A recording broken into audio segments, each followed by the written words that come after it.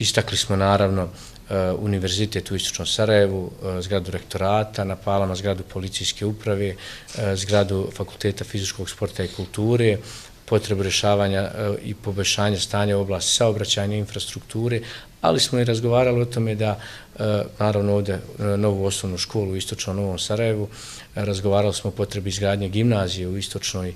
Ilidži, ali ono što je jako bitno o tome je da stanovnici Istočnog Sarajeva kao strateški važnog grada u Republici Srpskoj budu ti koji vide benefite Republike Srpske. I opšta je saglasnost, to je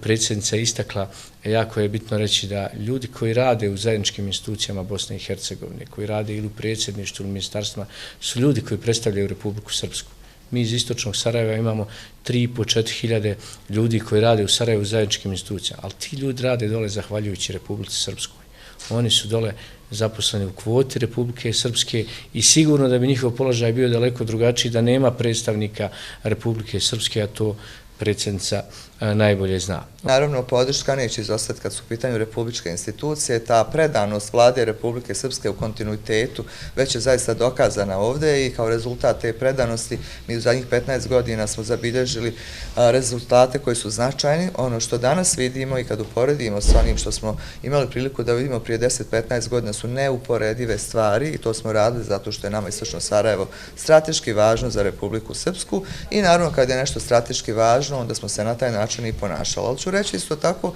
da je strateški važna svaka lokalna zajednica u Republici Srpskoj. Iz tog razloga, dakle, vlada Republike Srpske interveniše prema potrebama naših lokalnih zajednica, a mi koji možemo da doprinesemo sa zajedničkog nivoa, odnosno zajedničkih institucija na nivou BiH, naravno dajemo svoj doprinos isto tako za realizaciju određenih projekata, ali i za brigu o našim ljudima koji su tamo, kao što je to gradonačelnik ispravno rekao, zaposleni u kvoti iz Republike Srpske, imaju svoja radna mjesta zahvaljujući Republici Srpskoj i imaju tretman kakav imaju zahvaljujući tome što Republika Srpska o njima vodi računa.